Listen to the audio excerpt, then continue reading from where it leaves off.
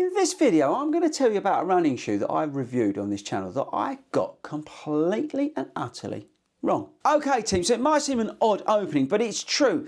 There is a shoe, and there's been other shoes, but there's one shoe that I feel like I didn't do it justice in my first review. Now we get a lot of shoes here at 40 Runs, which hopefully you all know by now, and you know they get sent to us by the brands, they get sent to us by sportshoes.com.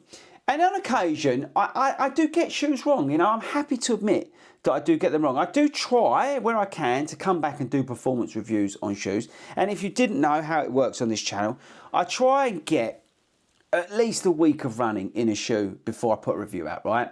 So I think, you know, on average, I'm running 40 miles a week.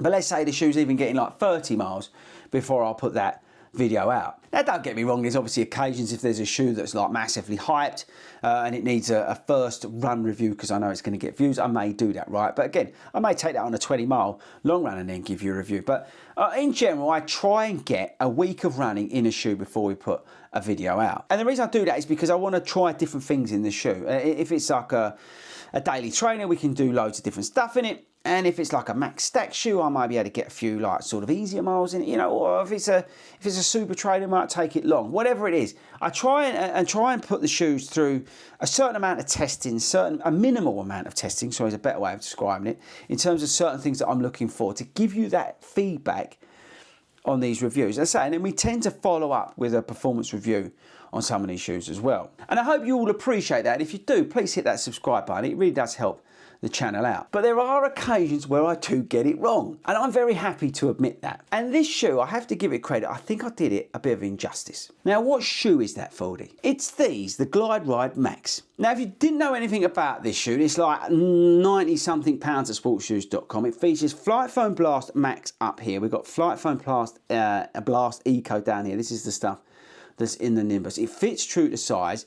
It's nice and stable. You've got the old guide sole technology in here, which is what was on the original Glide Ride. And if you're new channel, I absolutely love the original Glide Rides. But yeah, you've got the guide sole technology in here, helping in terms of ankle flexion and the movement through the shoe. You've got a little plate in here as well, 3/4 length plate. That's there again for stability, but also to help you along with some of that propulsion. Super comfortable, feels like a Cumulus up here in terms of the fit and feel around this sort of area. Locks down really well, and as I said, it fits true to size in my UK 9.5. But yeah, I honestly think I did this shoe a bit of injustice in my first video. And that's why I wanted to come back, because this is a shoe that sort of found its way back into my rotation on this last marathon training block that I've been in. I've been in a marathon training block where my volume's probably been at its highest, so I've been reaching for more shoes than ever before. I've been looking for shoes that when I'm not trying to get miles in, some of the new ones that I can use. And I'm going to give you a very good example of where I've used this shoe and how it's sort of found its way back in. So on my peak mileage week for this marathon training, I had 60 miles to get done.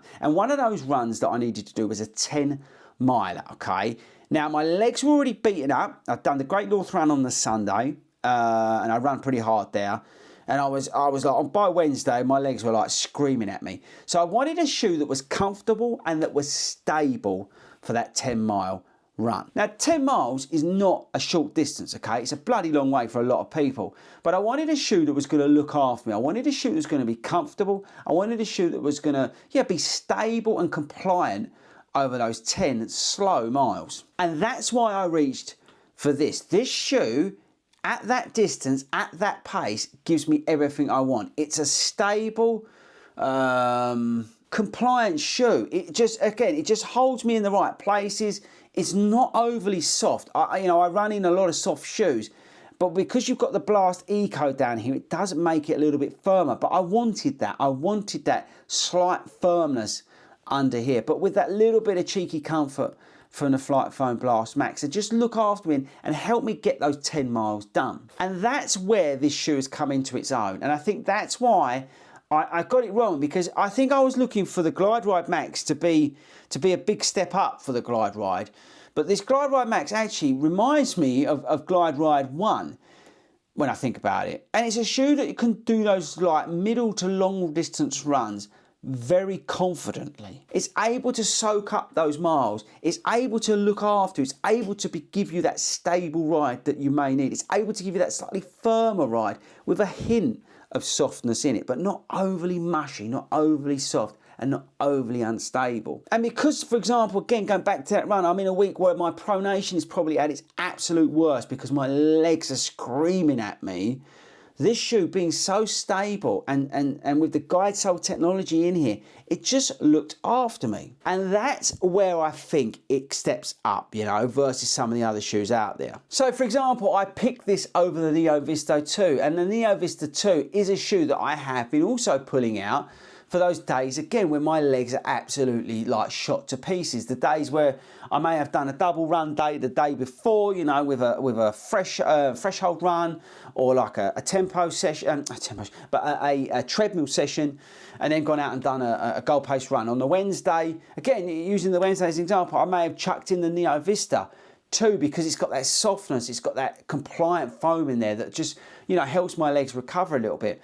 But what I found is that the Glide Ride Max has taken some of that slack from the Neo Vista because it's actually that little bit firmer and that little bit more stable. So that's why I wanted to give it a bit more props. And I think at 95 quid or whatever it is currently on sportshoes.com, I think it's a real find. I think it's a shoe you can chuck into your rotation if maybe your spring marathon training is coming up. This could be a shoe to chuck in. It is that shoe when you're really tired. It is that shoe that can take some of those miles that, you know, maybe you don't want to be in that soft, I don't know, Evo SL or something like that. It's one of those you can take that little bit longer and it's going to look after you when you're out there. I think that's where it comes into its own. And again, at under £100 at sportshoes.com, it's not an advert for them. I couldn't care less about it. This is a shoe that I feel very strongly about that I got wrong in my first video. But it's found its way back because of what it offers me in my rotation currently. And that's why I wanted to mention it to you. So there we go, team. Let me know about your thoughts on the Glide Ride Max. I think it's a bit of a sleeper hit, and as I said, it's under £100, so I don't see any reason really for you not to go out and get it. If you've got like a half marathon or marathon training block coming up, I think it's a great shoe to stick into your rotation. Again, I think it'll work for people who are looking for a stable ride. Maybe you're a slightly bigger dude or dudess, and you know, 155 quid on the Vomero Plus is a little bit too expensive.